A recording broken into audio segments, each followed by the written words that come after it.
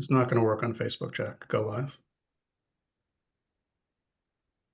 Welcome to the chat. We have an exciting program this afternoon. Our topic is one of the most important rebuilding projects in New Bedford of the last half century, the Capitol Theater in Ward 2. The theater has been closed for 40 years, 50 years as a theater, 40 years as a performing space, and has been as much as 90% vacant in recent years. The project is called the Capitol Theater Resilience Hub, and joining me this afternoon are the movers and shakers that are going to make it happen. We have Corrin Williams, the longtime executive director of Community Economic Development Center, Brian Pastori, the deputy director of the CEDC, Kathryn Duff, environmentalist and preservationist. I hope that had a title right, Kathryn. You're much more than that for those of us who've known you forever. Elizabeth K. Murphy, the project director, and Ward 2 City Councilor Maria Giesta. Welcome all. Thank you, Jack. Thank you, Jack. Thank you. Yeah, thank you. Thanks for having us. Yeah. So we'll start off with you, Corrin. This is a big project. You've been working on it for 3 or 4 years. Tell us how it all started and how this idea came. Sure. And again, thanks for having us this afternoon to talk a little bit more about this exciting project. We've been around for a while. The CEDC has been a community development corporation since 1997. We were located in different parts of the city, but it's really important to do community development that's place-based and neighborhood-based. And the neighborhood and the folks that we've been serving and seeing over the years have had a lot to do with the North End, and especially in the newcomer community. So around the time of the Census 2010, we moved to the North End with the intention of doing more of that kind of work. And at the same time, we noticed in the North End, there were a lot of gaps, a lot of missing pieces in the neighborhood, because a lot of things have changed over the years, a lot of disinvestment. So we had the opportunity to work with a collaboration called Love the Ave back in 2015 or so, to convene different partners to think about how to regenerate and transform some of the neighborhood and to make some changes. And one of those key partners who were brought to the table, an organization that wasn't based in the North End, was Whale. And of course, they had the expertise on historic preservation and real estate development, and started to look at the neighborhood and look at partnering with another organization like ours to fill some of these needs that we've seen in the community. And so we landed on the Capitol Theater as a really compelling and interesting property that's in the heart of the neighborhood. That is where we could start to envision how to address some of those gaps. And as part of this Love the Ave process, it was pulling together the neighborhood and pulling together people in the neighborhood to talk about what the pieces were missing and how to address some of those needs. It was the kind of thing where back in the day, there were banks that were lining Acushnet Avenue from Coggeshall Street to Nash Road, and now there are none. Over the years, and as we've been working in the area of looking at health and health outcomes, there are no healthcare providers on the Ave, or a dentist or an eye doctor or legal services. So we started to kind of envision a place that would, where there were pieces that were missing. There's also a great need for affordable housing as well. So we had the opportunity through some of these partnerships to acquire the Capitol Theater right before the pandemic started in 2019. And from there, we continued to work on putting the pieces together on this complicated but really exciting project. So I'm just gonna sum up a few facts about it. Before I do that, though, I'm just gonna say the CEDC. Most of us have heard that term before. They are a nonprofit, long active in the near North End, and I describe you as like a business incubator for the immigrant community, the Central American community that is largely in that area. You help people start small businesses and do their taxes, all good things like that, the free enterprise system. This is an $11 million project, and it will include new CEDC headquarters, hopefully a community health center, a community bank, 6 low-income apartments, classroom spaces, perhaps for Spanish language classes, and a business incubator in the old theater. Have I missed anything, Corrin? Well, we have Brian, do you want to jump in? Are we missing anything? I mean, it is part of our core mission around helping some of these small businesses grow. And we worked with a ton of the mom and pop businesses along Acushnet Avenue. But at the same time, we work with a lot of entrepreneurs who are starting up and particularly food-based businesses, and they might not have the investment to open up a restaurant from the beginning. And so that's what we're meaning by a business incubator. So having a certified kitchen to be able to work out of and to sell their products, and to create those opportunities to create a small business down the line. And we've witnessed that kind of progression happening at the CEDC all the time with the food patio, the patio de comidas, that we're in our 4th year. That has started, a food vendor goes to a food truck, and sometimes to open up their own restaurant.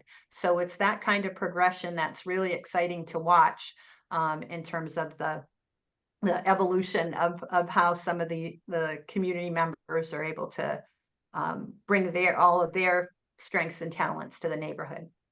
Before we go to Brian, I'm gonna try to bring in Ward 2 Councilor Maria Giesta, who represents the neighborhood and has to leave to go to a council meeting shortly. I wanted Maria to be here because she is the person who knows the neighborhood the best and can tell us why she's decided to support this development. Maria? Thank you, Jack. Oh, I think I lost you. Oh, there you are. I Sorry. can hear you. Sorry, the screen went away, so I had to bring it back. But anyway, thank you for inviting me here tonight. And I'm very proud of Ward 2. I'm very proud of organizations and nonprofits like the CEDC. I did grow up in the North End, and very proud of that. I know my neighborhoods very well, and Acushnet Avenue and has always been an area for immigrants. My family came here in 1966, and there was always either a Polish American business, a French Canadian business, Portuguese businesses, and it's an evolution. And that's what's been so great about a city like New Bedford, and especially an area like Acushnet Avenue, which, let me be brutally honest, and sometimes I get into trouble for being brutally honest, it's a very important economic hub of the city.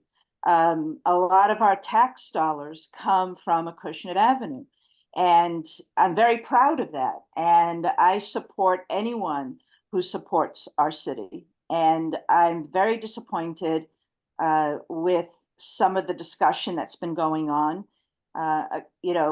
Organizations like the CEDC have been wonderful for New Bedford.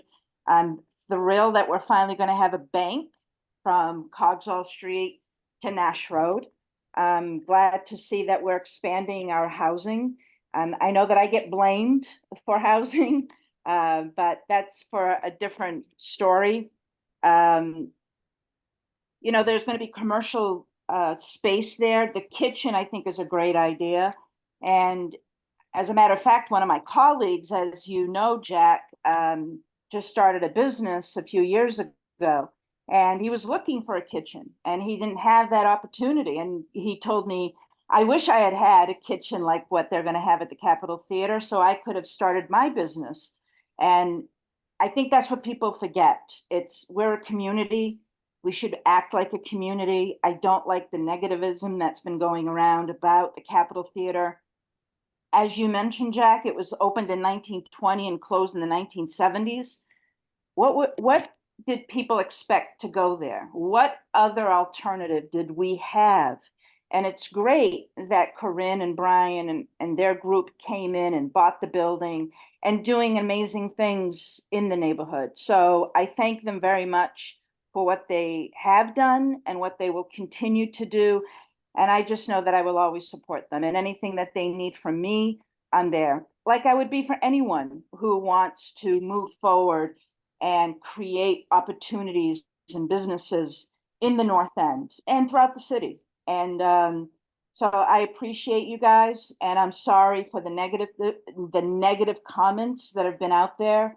But I'm very proud of Ward 2. And Ward 2 has always been a mishmash of people, and I'm very proud of that. The most interesting neighborhood in the city, I think, in many Absolutely. respects. And don't worry about the negativity. With every great project, there's some negativity. I wouldn't worry about it. I'm not worried about it. I'm just, if I can be brutally honest, pissed off about it, if I can say that. And sometimes I'm not very politically correct, Jack, but I love my ward. Ward 2 is a very diverse ward, has always been very diverse. And that's what's great about New Bedford. We are a city of immigrants, have always been a city of immigrants. And as an immigrant myself, I'm very proud of my city and the people that live here and work here. And, let's move on and continue to create great projects like the Capitol Theater. Absolutely. Before I go to Brian and Elizabeth Murphy, I want to just briefly mention this concept of a commercial kitchen that Maria mentioned. I had not been aware until I worked with Corrin on the patio project that a commercial kitchen is necessary if you want to sell food anywhere in the municipality. And so you have to have a kitchen that meets certain standards for cleanliness, safety, etc. So there's been some talk that people are being subsidized in their business. It's more like anybody who starts a business needs a loan, needs some starting things to start. That's what the community kitchen is. I just wanted to say that. Brian and Elizabeth, I hope I didn't steal your thunder when I rattled off a bunch of the different things that are going to be in the project at the beginning. But why don't you tell us exactly what is going to be there and how you came to, you have this 21,000 square foot building, how you came to decide, well, this is what we need. This is what we can be most effective with. Sure. Thanks, Jack. So I don't know if now's a good time to maybe pop that image up on the screen that you have, or Kathryn, if you want to hold, but so the thing about the Capitol Theater that makes it a very interesting selection from the start is, of course, on the left there, you can see the old marquee sign for when it was the movie theater. But there's a lot going on in this space that was already structurally significant. So along Acushnet Avenue, at the corner of Acushnet Avenue and Dean Street, we will continue to have two retail spaces for existing businesses, new businesses that will lease that space and be able to operate and have the space work for them, whatever that means. We have lots of people that have already talked to us about interest. We had former tenants. There's a lot of opportunity there. We know a lot of people in business in the neighborhood. If I can just interject for a second, because people will be asking, will the recycling center be moving out, going someplace else? Or? The recycling center closed on August 1st. Okay. So to get this project really moving, the first key step of actual work on the ground was very significant asbestos abatement, and that began in August. So the two remaining tenants did vacate the building on August 1st. So the recycling center is gone, and that is, missed in the community. People are always looking for it when we're out there. Yeah, and the Guatemalan market too. Yep, they relocated to a space across the street. Mm-hmm. Very good. So they're still open and active in the neighborhood. So in addition to those two retail spaces, actually the one that's listed on this image that says Retail 3 is actually, that's where we're planning to have our mini health resource center, kind of walk-in clinic. We've been doing a lot in our existing space with trying to meet some of the various needs healthcare wise in the neighborhood for something that's walkable for folks. So we're working on that component, and that's where the mini bank branch will be as well, the credit union option for people to come in and be able to use the ATM, get some basic banking services right within the neighborhood. And then you have our offices of the CEDC. The bottoms will be the walk-in to the theater. So we're keeping that this southerly entrance is the historic entrance to the Capitol Theater space. And so that's really a kind of visual, pulls you into the space and will get you right back into the largest space, which will have our 4 workforce development, different types of training, English as a second language, English for learners classes, computer space, all the different things to make them kind of modular and able to have a lot of capacity to meet different needs at different times of day, times of year, serve safe, all different types of training. And the business incubator space, which we go back and forth a lot on that name and kind of trying to really describe what it is to people. This is a larger, open, flexible space where we can have all different types of events. It will not be a theater per se. That's a little tricky. It's not the intended use of this project, despite the name Capitol Theater. The theater will really be transformed into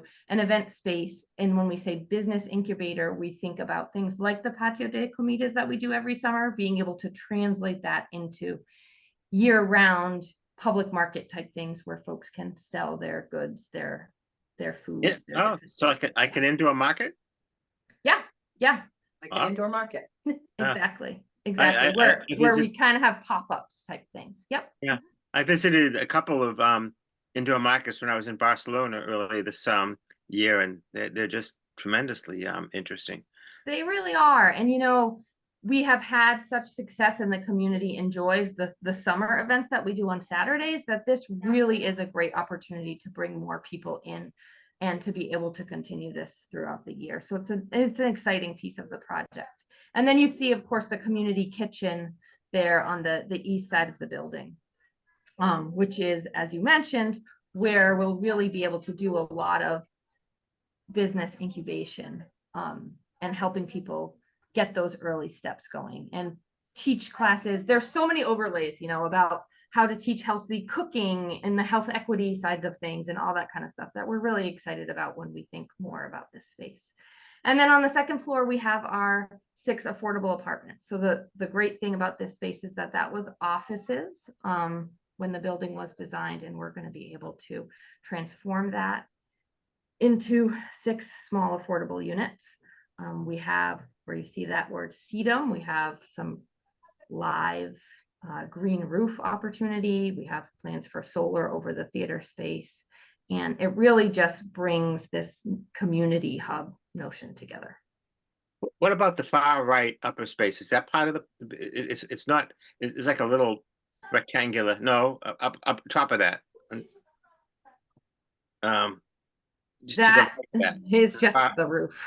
no, to the right. Keep going. Right. Keep going. There. That's the neighbor's house. That's the neighbor's house. Okay. Yeah. Yeah. Yep. So I guess that's we not do part of not have a lot of green space or outdoor area. This is that's another challenge with this lot, for traditional commercial development. Nice. That makes it tricky. Yeah. Great. Thanks so much for that, Elizabeth. Brian, can you tell us a little bit about what exactly the CEDC does now and how that work will be integrated into this project? Sure. We work a lot with the immigrant community. That's the vast majority of folks we see are Spanish speaking. And we work, we have like a social triage model where people come in with all kinds of issues. It could be like, I don't know what this mail says, to I need to find my car, it got towed, to more important stuff like, hey, I need help with an immigration issue or a health bill or other things. So that's kind of our triage model. And then we also have a bunch of individual programs that kind of get fed off of that model. So we help people apply for health insurance. We help people get vaccinated. We help people start businesses like we talked about before. And, every year we're helping close to 100 businesses get started or fix a problem or get permitted. There's all kinds of little nitty gritty stuff that people really can't figure out without some additional support. We, of course, do taxes. We're one of the biggest VITA sites. So VITA stands for Volunteers and Tax Assistance. And we work with the UMass Dartmouth Charlton School of Business, their accounting department, to get interns to do tax prep here on site. Last year, we did 1,400-ish returns, so like $3.1 million back to the community for free. And we also we help with immigration applications. We help with paid family medical leave, applying for that, applying for unemployment, applying for food stamps or SNAP, and then some other family law stuff. And if we can't do it here, we never say no to people. If we can't do it here, we'll find the person who's best able to help. What we bring is a connection to the community and a really long history of working with the Central American specifically, but immigrant community as a whole, and having some real institutional knowledge where we know not only the place, but the exact person in the location who you need to refer them to get them the help they're looking for. And then, of course, we have, 6 languages available here on site. So if someone needs help in any of those languages, we're able to help out. I want to go back to the issue of immigrants in a second, but I want to touch base with Kathryn Duff, and because Kathryn, you're the expert on preservationists and taking a complicated building like this, and it is an interesting building because it's very long and rectangular. Then you have the movie theater in the back and different uses, commercial uses, entertainment uses. What are the challenges in taking a building like this and making it true to its historic preservation, but usable and also environmentally sustainable? So again, thanks for having me, and great question. You sort of asked a dissertation question there in terms of doing a development. So the first order of business, and when I first got involved with the project, was when Whale, that was under the leadership of Terry Bernert, brought Studio to Sustain in to have a look at adaptive reuse opportunities with the structure. So the first thing we do is we take a deep dive into assessing the building. And I always like to say that the most sustainable building is the one that already exists. And there's all sorts of reasons for that. But in part, and probably right now quite relevant, is that when you tear down a building, you lose all of that embedded carbon in that building. And then you haul it off to a landfill where you potentially drop toxins into that landfill. So, and then you have the cost of rebuilding in that area, which can be costly and also create a very large carbon footprint. And since now we all know the importance of counting carbon relative to building resilience, it becomes a very difficult challenge environmentally or ecologically. So we usually begin by looking at existing buildings and saying, okay, how can we reuse these in a way that makes sense, is affordable, and begins to contribute to its community? And one thing I love at the get-go about this project was the multiple needs and services provided by CEDC. Such a fascinating organization. And the program was very challenging, but in a wonderful way, because it gives you opportunity to reuse a building. And this building, the theater, while being a challenge because it has an existing sloped floor, was a really beautiful volume. And Corrin's notion of developing that as a business space sounded so intriguing to us. And I will say that the building was vacant, blighted for a long time, decades. But the one thing that kept the building upright, and will for another couple hundred years, is its structure.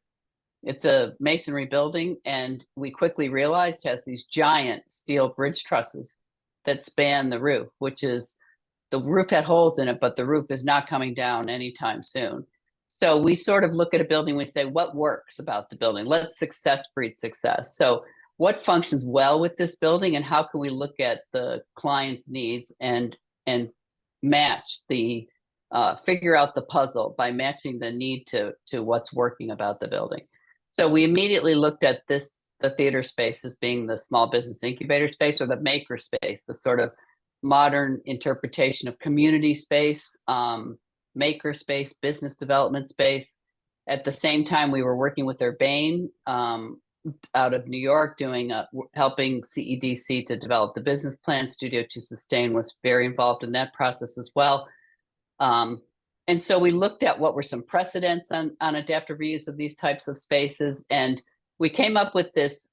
We determined that this is the entrance level off of Acushnet Avenue right here, and this is the level of the stage, the existing stage of the existing theater. This section is actually taken through Dean Street. You actually go down a few steps, but the level of the stage is right here. And we figured that if we extended the stage level out and we extended the level of Acushnet Avenue towards the stage, where those two intersect, we would create two separate levels, which is what we ended up doing. And what does that do for us? Well, it does quite a bit, because it allows handicap access off of Acushnet Avenue.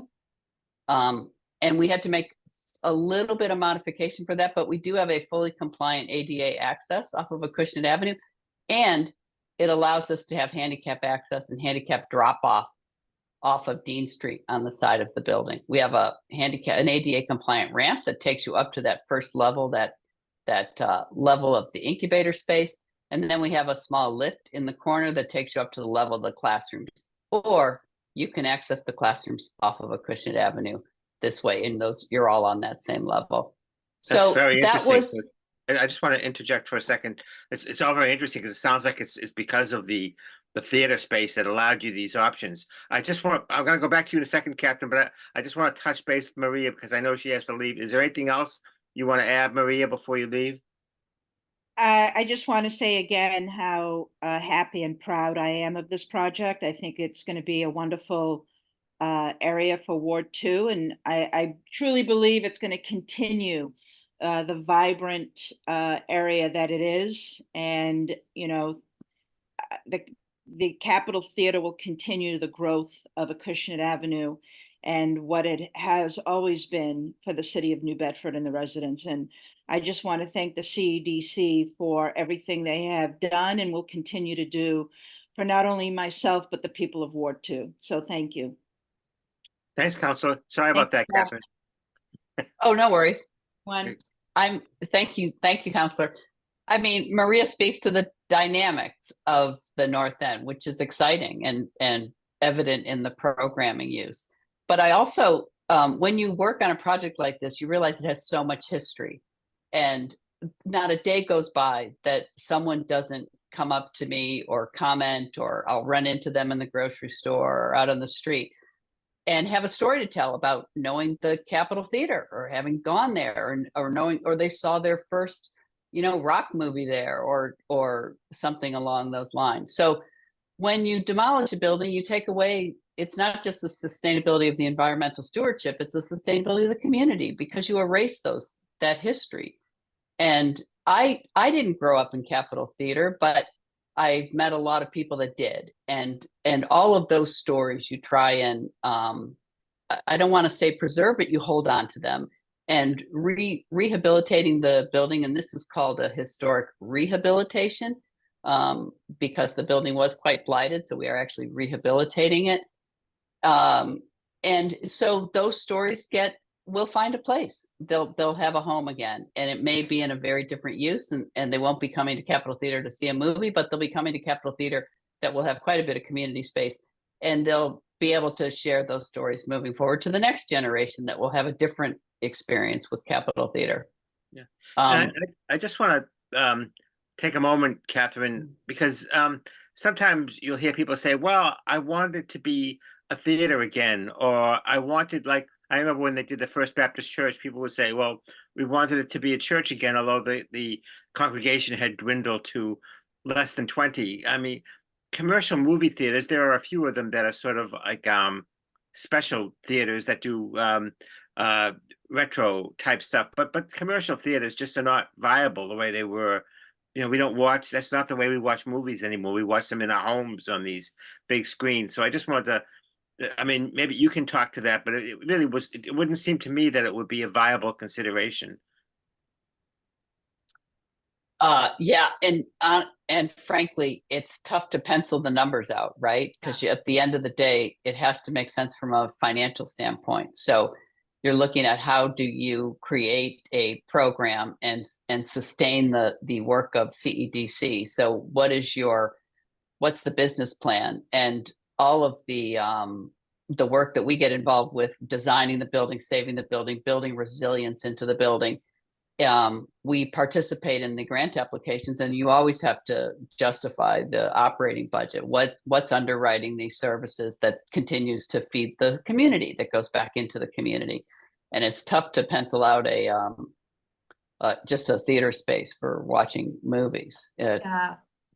The I mean, funding I of would it, the add to operating of that, it. Kathryn, too, you're right. And what we talk about a lot in these conversations is how much use this building will actually get. We're thinking a lot about energy usage and really good ways to go about planning that. But the reality is that we have the housing component, and we also have, like, there will be a lot of programming, a lot of resources offered throughout the day and the evening. And when we think about churches and we think about theaters, that's a difficult thing with the use of space, is that they have limited timeframes.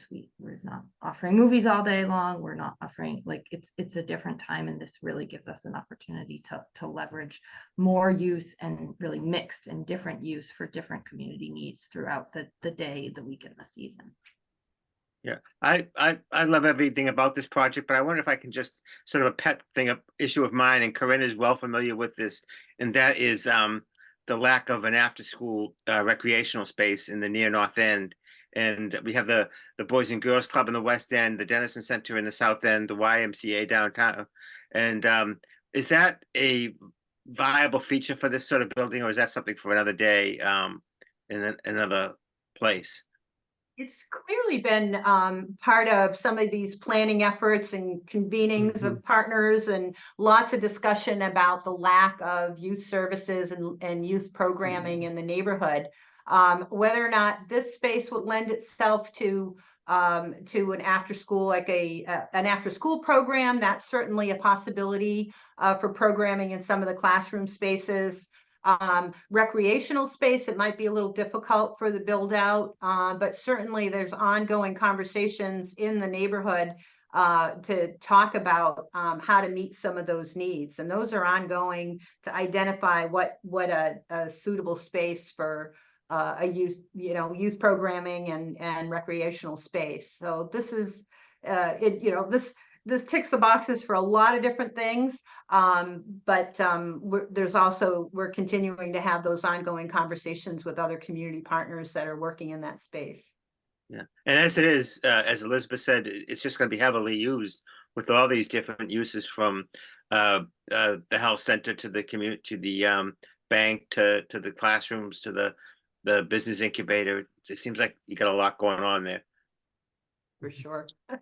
But you could imagine there's some talk about, I mean, I love this conversation because you raise another challenge with the programming, is building flexibility in, right? So we don't have, I don't have this classroom laid out because I know that exactly they have 65 chairs that they have for every class that they run. They run all sorts of different types of classes, and we have to create an opportunity where we can build some flexibility into this building, so the building can actually grow as CEDC grows. But one of the things we had talked about in terms of after school programming is it might be possible to use part of this incubator space when it's not being used to develop some small businesses, or on the weekends when it's not the open marketplace. It could in fact be maybe a small dance studio, or it could be some small gathering space for after school programming, or the classroom outside of the community kitchen could be maybe a nutrition program, and that might be an after school program for teens or middle schoolers or high schoolers. So there's this idea of meeting the needs of CEDC and their programming, but also building the opportunity for the space to have some flexibility in it as it moves forward. But I agree with you about the recreation space. It's a little small for large scale recreation. Maybe the Sunbeam Factory a little bit further to the north. Well, yeah, guys like me, we just our job is to second guess. So, what do I know? Yeah. I would like to go back to the issue of immigrants that Brian brought up, and I've talked to Corrin about this in the past, and that is the immigrants in New Bedford now, as they always have been, are a real positive for our economy. They really contribute to a lot of the businesses that are going on, and that's a lot of what the CEDC does. I wonder if someone can speak to the latest wave of immigrants we have in New Bedford, the Central American immigrants, the Guatemalans, Mayans, Latinos, Hondurans, Salvadorans, others. I wonder if you can speak to the role of the new immigrants in this neighborhood and the economy of the neighborhood. Anyone? Brian, do you wanna- Yeah, sure. I can take a stab at it. Yeah, I mean, we know that if you look at public school data, it is heavily Latino folks coming into the city. Over 50% of students are Latino, and we know a lot of those students are Central American immigrants. And for the North End, we're the gateway of the gateway city, as we get referred to sometimes, right? So this is the first stop before maybe you move to a different part of the city. And we know people come to work, right? And they come to make a better life for themselves, make a better life for their families. And so sometimes, the fish houses aren't hiring, or you had a skill in your home country and you're trying to leverage that into a business here, or for other reasons, you're able to, the 9 to 5 isn't working for you. So we see these people because they don't have a social safety net that's robust to fall back on. They're willing to take the risk to do an entrepreneurship, do a business, do something kind of that most Americans don't do because it's not kind of the general path to wealth, right? Wealth accumulation. So if you go on the Ave, almost every business is immigrant owned. It is very few that are not. And there are very few spots to rent, right? So if you look at other parts of the city, there's a lot of vacancy. Because we just moved our office, we were looking on the Ave for spaces. There's not many, and there weren't any that are suitable for us. So we know that in the immigrant area of the gateway city, we see a lot of new businesses, a lot of occupancy, and a lot of success, because we see people, they opened a bodega 5 years ago and they're still in business, and maybe they have a couple employees now. Or we see restaurants move from one spot to buy a building. There's been a lot of success in this community. And it's also, the immigrants bring the density of the community, right? And that's another thing that businesses need. They need walkability. So you have like this big triple-decker community with a lot of walkability. And you have a lot of businesses that cater to this niche market. And so I think the Acushnet Ave functions a lot like a downtown should, right? And so that's an interesting dynamic where, because there's a lot of people living on Acushnet Ave, it's busy all the time, versus downtown, kind of after 6, it slows down quite a bit. And hopefully that changes with the apartments they're building down there. But Acushnet Ave is kind of a bustling part of the city all the time. And then these immigrants are able to go in and take advantage of kind of the density and the market that they're exploiting. Yeah. And I think just to add on to that, I think what Brian had said about what we're seeing as a pattern, where somebody might start a small business, but at the same time be successful at that business, to be able to be a first-time home buyer, or to buy a restaurant that has apartments upstairs. So that's asset building in the immigrant community that has happened over the generations, like Maria spoke to, that every generation kind of follows that pattern. And we were really excited that the dynamism and what's happening on Acushnet Ave attracted the attention from the city of New Bedford to apply for another transformative development initiative through mass development. So really excited to be selected to have a 3-year concentrated focus on Acushnet Avenue in the district to attract and leverage more investment through mass development. And so some of the transformative development, the TDI district comes with a fellow that is assigned to our area to kind of pull together those partnerships and to continue to attract more jobs and more investment. And the projects like the Capitol Theater, but also the Strand Theater, are these anchor transformative development projects that will really be a spark to create more dynamism and more economic growth in the neighborhood. And we've seen it happen already. We're into a 1.5 years of the TDI district, and we've been able to notice that those kinds of changes happening just in that short period of time. Just for those of you who are not professional planners, TDI is Transformative Development Initiative. That's right. Yep. Right, okay. And it's a project that is across the gateway cities. There are 13 districts right now, I believe, in particularly the smaller cities that are assigned to, that have a fellow assigned for a 3-year project. And there's quite a few in southeastern Massachusetts, which makes it quite interesting that downtown New Bedford was the first TDI district in New Bedford. Acushnet Ave is the second, but there's also districts in Taunton and Fall River and Attleboro, Hyannis, and across the state in Worcester and Western Mass as well. But it is a very unique and dynamic program that pulls us together to work together as a neighborhood to create these new opportunities and to leverage new investment to come into the neighborhood through small business development, but also through these larger real estate development projects. I want to go back to Elizabeth Murphy because this is a big, and I should say, and I neglected to say earlier, and I apologize, that Elizabeth is here in New Bedford working courtesy of Mass Development, and we sure appreciate it because it's helping the city. This Actually, is that's Nope, not that's not me. that's not you. Okay, my bad. No, it's okay.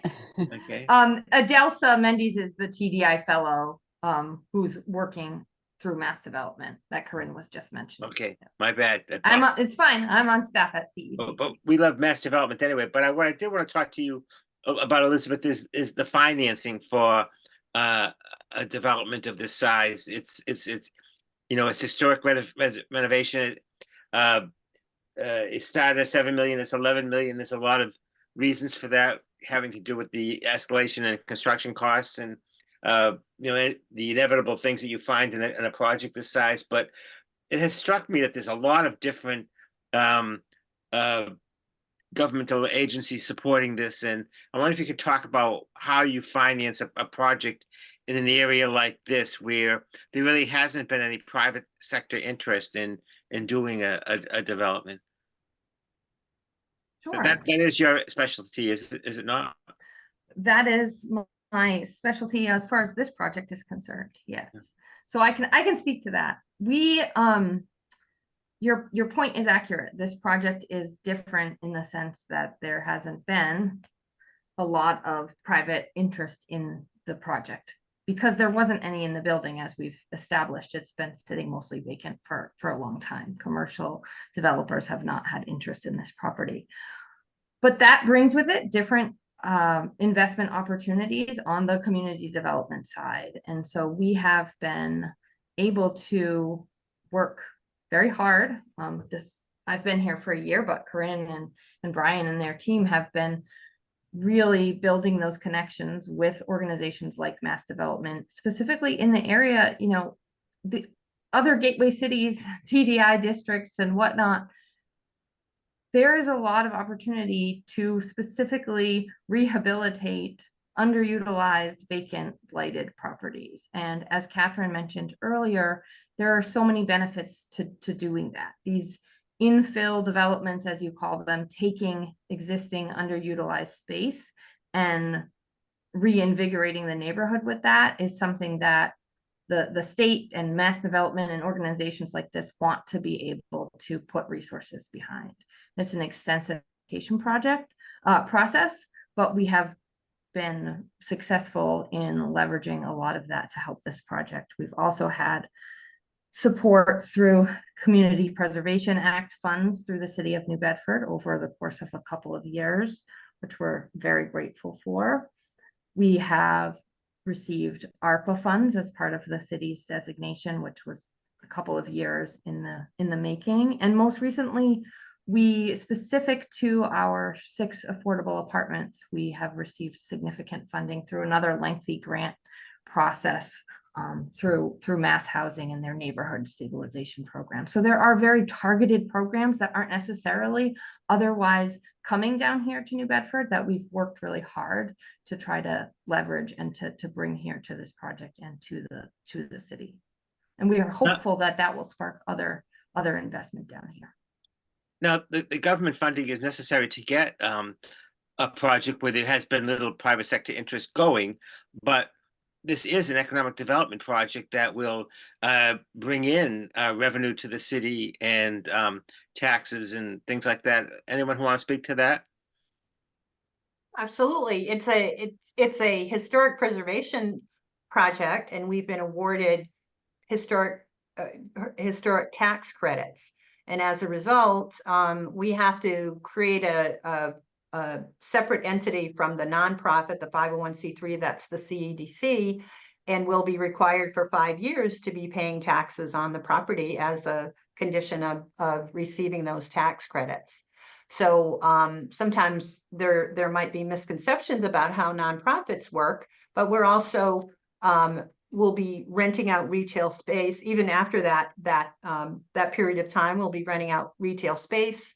We'll be renting out the apartments, and we'll be responsible for paying property taxes on those portions of the building. But again, for the first 5 years as a historic tax credit property. And Kathryn, you might know more of the intricacies of that too, because this is our first rodeo on this. But we'll be going through that process as well.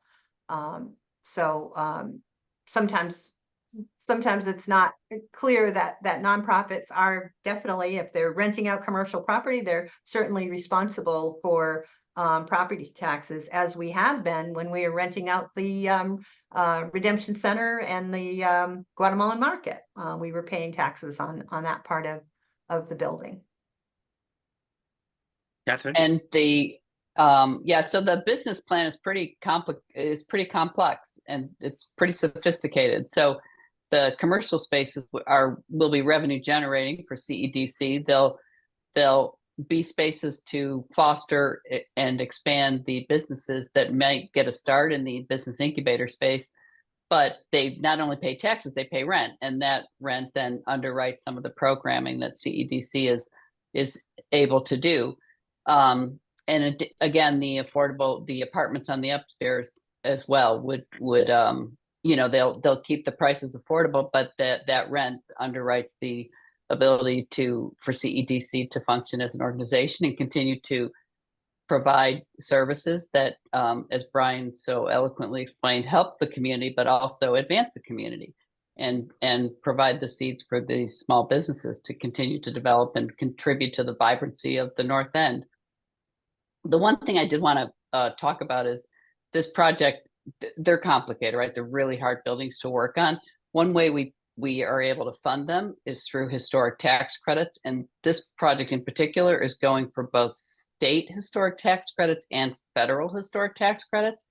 So they're two separate entities, and they cover a portion of the construction, the rehabilitation cost. It was explained to me, if you imagine turning the building upside down and shaking it, anything that doesn't fall out is covered under the historic tax credit program. So it's built in as part of the rehabilitation of the building is a potential cost that could be covered in part by the historic tax credit program. And with that comes the obligation to do the historic research and to rehabilitate the building to the what we call the Secretary of Interior standards for rehabilitation. Now, having said that, we at Studio to Sustain, our specialty is, we focus on the sustainability, not just of the community, not just the economic sustainability, but the environmental sustainability of the project. And with this project, where's our opportunity to build resilience and meet the very strict and challenging code requirements now, in Massachusetts, and not just the building code, but also the site codes, the stormwater mitigation codes. So we are dressing the building, as they say. We're dressing it on the outside at the roof level, adding a lot of insulation, sort of building our robust shelter at the roof level where it's not visible from the street. So we can do that and not compromise our historic tax credit monies coming into the building. And then we are taking the opportunity to make dressing it on the inside where we're able to do it, where the building's been blighted, where we're going to really give a healthy, robust envelope and closure upgrade on the inside. And that will create very comfortable, very efficient, very energy efficient housing units on the upper level. And then we create an efficient building to the extent possible. And then we add what we say, toys on the roof. We put the solar panels on the roof. We have this green roof in this area. This is our stormwater mitigation strategy. You have to address this. We don't have any site to be able to do it. So we're doing it with what's called a purple roof, even though it's colored green here on the shadow. And what it means is it's a vessel that mitigates storms. So like today, when we had a flash flood condition, it would be a vessel underneath a growing tray of sedums that holds the water. And then that water slowly either evaporates through the green roof or slowly dissipates and gets absorbed into the stormwater system. We're told this is the first purple roof to be installed in the city, but the Department of Public Infrastructure is looking at doing more of them because it's a good solution for urban infill projects to be able to address stormwater mitigation. Wow, that's really fascinating. So it's kind of exciting, sort of a one-off, and it buys us a little bit of insulation on the roof, and actually creates a nice growing environment for the residences. This is the public corridor accessing all of the units on the upper level, so they'll have visual access to that green roof. Will it be visible from the street? It seems like maybe not because it's set back from the Acushnet Avenue and Dean Street. It won't be visible from the street. So, yeah, hadn't thought about that. It would be nice to get some, because it's nice to be able to help others to solve some of these problems and to share the work. But it's very visible inside the building, but not from the street now. Sure. I wonder if I can ask about the role of this project as an anchor to Acushnet Avenue. We've all heard about International Marketplace and the Lovely Avenue efforts, and they seem like they started from Cogswell Street and they worked their way up. But this is a little further up the street, and I've heard it explained to me that this is hopefully an anchor to that section of Acushnet Avenue to inspire people and build in activity that maybe isn't there now. How will this function on the avenue? Yeah, well, certainly go ahead, Kathryn. I mean, covering almost nearly a whole city block that's been vacant and empty, with activity, with programs, with businesses, with housing, will certainly spark economic development and revitalization in that block, but also spread to the rest of the Ave, because it will add to the vibrancy of the neighborhood as an anchor and a catalyst for further economic development in the neighborhood. And I would just say you're building a public space. So anytime you build a space where people have the opportunity to come together, great things happen. You know, it's the magic that happens at the space in between. And there's all sorts of potential for magic to happen. Certainly the classroom programming area, large gathering spaces outside of the classrooms, large galleries / corridors that could become gathering places for many of the people coming to the CEDC offices for services. But then you have this business incubator / market space open on the weekends. Well, it's a public space where people can come together, share their stories, share their challenges, share their insights, share their wealth of knowledge, help somebody else, let a neighbor help a neighbor. So CEDC doesn't have a formal program that says we're going to have a neighbor helping neighbor program, but they're creating the opportunity for the community to come together to help each other and to be a community. And I think in order to be an anchor, you have to create the opportunity for that space to function as a place where people can come together. I think a lot of it ties into, you know, some of this work that we've done over the years through the Love the Ave initiatives are inspired by creative placemaking. And a lot of that is activating outdoor public space, but this is also taking it on the indoor creative placemaking on the indoor side. So offering, like you said, Kathryn, the ability for people to get together and to meet and mingle in a public space. We're enjoying the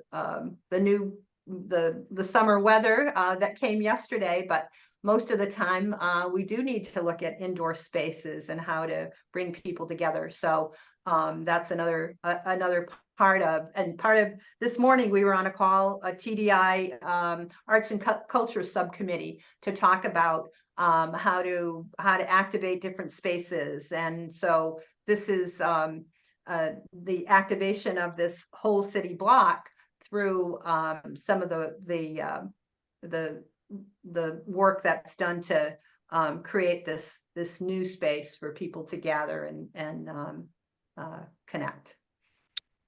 Well, this hour has just whizzed by. We're coming to an end. I still have 8 more questions I didn't even get to ask. So I'll wrap it up by saying to you folks, are there any topics that you think are really important that I didn't ask about, and we can get in a little bit in these last 3 or 4 minutes? I'll just put up, what have we not talked about that you think is important? Well, I mean, I think it's good to point out that there's not a lot of nonprofits in Ward 2. There's not a lot of city infrastructure in Ward 2. And, you know, having a larger office space will allow us to bring in people from other organizations, which we do now already, but can expand that to really bring services to the neighborhood. Yesterday, we had a resource fair in the parking lot at our new building, where we're borrowing a space that was an old church for a couple of years while we finish up the Capitol. We had 400 people come out to see a bunch of, to talk to a bunch of nonprofit workers, to learn about activities and events and many different resources. But we do know that, you know, past Cogswell Street, there's very few nonprofits, or there's no city infrastructure at all up here. So just being available in a walkable area for the people of this neighborhood would be a huge help. Yeah, I know I'm really excited to hear about the Spanish language classrooms, which I've heard about as a need, particularly for adult residents. It strikes me that this development is so big that there are things that you can discover as you go along, and uses that you think, oh, well, that makes sense, and we'll be able to adapt to it. Does that sound right? And again, that's Absolutely. the flexibility of the space to enable us to provide that kind of flexible space. If there's a huge demand for, if you see classroom, the 2 classrooms that are 1 and 4, if need be, if they're a big ESOL class that would require a bigger space, we'll have some folding walls to be able to open up. So definitely we're trying to adapt as we go along, and always by engaging the community, by talking to community members about what kind of needs are out there, and to help to address some of those on our end as an organization of CEDC. But like as Brian said, how do we build the partnerships and bring more partners in to provide more programming in the neighborhood and for community members here in the Ward 2 and in the North End. Brian, Kathryn, and Elizabeth, thank you all so much. Does anybody else want to say something before we close? All right. I would just say, Yeah. Mhm. oh, I'd be remiss if I didn't say that, you know, the challenge is to be all electric in the Commonwealth of Massachusetts right now. So there's a lot of effort that CEDC and S2S are doing, a lot of research to bring this building to solar, but also all electric. And that's a learning opportunity for every person visiting the building, coming through here to learn about how renewable energy is generated, how it's used, how it can be used as a resource, and how it can offset our reliance on the grid or on fossil fuels. So it sounds like we could do another hour just on the environmental aspects of the Thank you all so much. The Capitol Theater. This is just a very exciting project. I hope we have scratched the surface a little bit today in letting people know a little bit about it, and we'll all watch it closely as it goes forward. Thank you all. Thanks, Jack. Jack. We Jack. really appreciate it. thank you. Yeah, good evening and thank you very much.